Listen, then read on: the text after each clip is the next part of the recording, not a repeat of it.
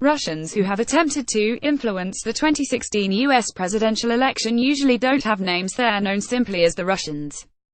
Vitali Shkliarov, however, kept a relatively high profile as a political operative working for Senator Bernie Sanders' understaffed and overworked campaign. His motive for taking that job and for later getting involved in Russia's peculiar presidential election is the same: he doesn't like entrenched elites. The adventure-filled story of Shkliarov, 41, explains something about the nature of the complex relationship between Russians of my generation and the West. Born in the Soviet Union, many of us didn't see the US and other Western countries as adversaries but rather as models for our country to emulate. The Soviet project failed and Russia and its satellites opened up to the world. We saw the West as a place to acquire knowledge and experience that would help us fix things back at home. But as we traveled to the West, we saw warts that hadn't been visible from behind the Iron Curtain. Some of us saw them as evidence that the world was rotten in certain universal ways. Some of these people now power the troll farms, spy operations, corruption networks that exploit the warts. But others, Shkliarov included, stuck to the original plan, and besides, they tried to fix what they didn't like in the West. Shkliarov's chosen arena was one of the most counterintuitive for a Russian in the West politics. A native of Gomel, Belarus with a Ph.D. in political and social sciences from the University of Theyre in Germany, he married an American and moved with her to the US. There, Shkliarov began volunteering for political campaigns to gain experience. He worked on the second Obama campaign and canvassed for Tammy Baldwin's successful Senate bid in 2012. In 2016, he says he could have secured a paid job with Hillary Clinton's campaign. Instead, he chose Bernie Sanders, serving as a jack-of-all-trades operative on mobile teams that worked state primaries. He managed get-out-the-vote efforts, recruited volunteers, did advance work for the candidate. Shkliarov ended the campaign as Deputy National Political Director for Outreach. That job was probably the most grimly thankless in the entire hopeful effort attempting to persuade Democratic superdelegates to abandon Clinton for Sanders. Why Sanders? As a post-Soviet rebel, Shkliarov told me he simply loves underdogs. He'd come to the US from Germany, where I had mandatory health insurance, dental and all, and I could take a year's paternity leave at 70% salary, Shkliarov told me. Suddenly healthcare costs thousands of dollars and my wife had to go to work 6 weeks after giving birth. This was the richest country in the world that could afford things like the Iraq War.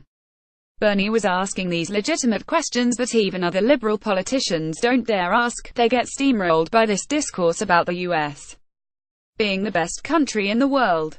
There are a lot of lies in the system, just like in Russia.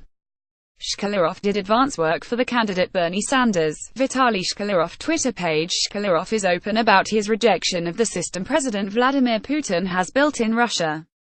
You want to keep a broken TV set in your apartment for 18 years, but somehow Russians have been persuaded to keep Putin, he says.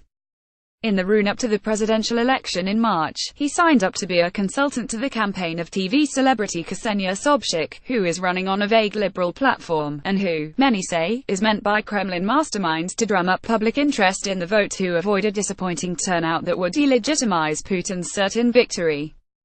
Shkliarov says he doesn't believe Sobchak is a Kremlin decoy, but, in any case, Ksenia is secondary.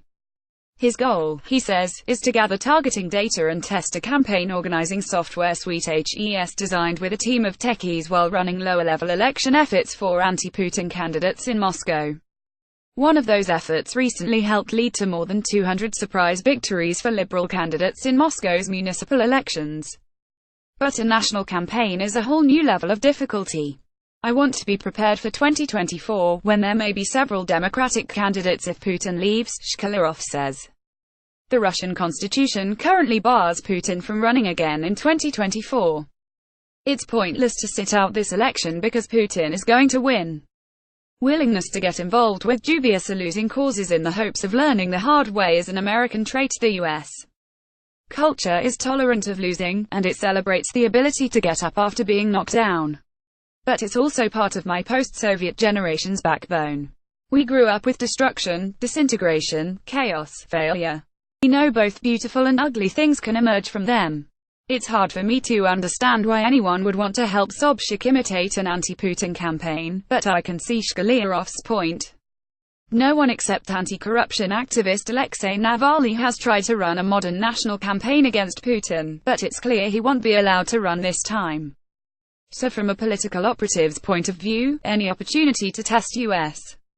campaigning techniques in the hope that someday Russia will have real elections is to be treasured. I find it unlikely that a real election will be allowed in Russia in 2024. Putin is likely to choose a reliable successor and push him through by the usual means, including relentless propaganda, voter rigging and the suppression of opponents with a decent chance of winning. But, given the current political climate in the US, Shkliarov is forced to hope against hope. People are scared even to talk to me in Washington, he told me. In Russian, so I'm toxic. Imagine if I tried to run somebody's Senate campaign, like anyone would let me, I might as well be from North Korea. That's unfortunate. His love of the West and peculiar experience of failure, survival and playing long odds is the stuff of American dreams. The US could only benefit from his kind of election interference. See more from World Affairs here.